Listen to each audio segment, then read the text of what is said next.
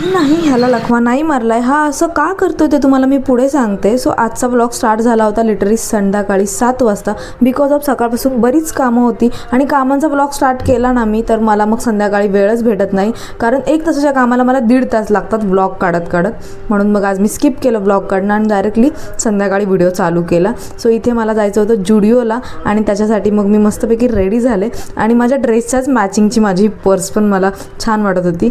So त्यानंतर मी पोचले आणि इतकं जास्त एक्साइटमेंट होतं मला जुडिओमध्ये जाण्याचं, बट स्टील ते एक्साइटमेंट 2 मिनटंसुद्धा टिकलं नाही आणि पूर्णपणे डिसअपॉइंटमेंट झाली मी बिकॉज ऑफ एकही कपडा मला आवडला नाही, एकही चप्पल मला आवडली नाही. सो असं जाऊ दे, टाईम तर वेस्ट झाला आहे. हा कुणाचा बॉयफ्रेंड आहे यार, किती क्यूट आहे. कुठे असतात यार ऐसे बंदे, हमको क्यों नहीं मिलते. लड़कियों देखो ऐसे बंदे है जग में, हमको ही नहीं मिल रहे सिर्फ.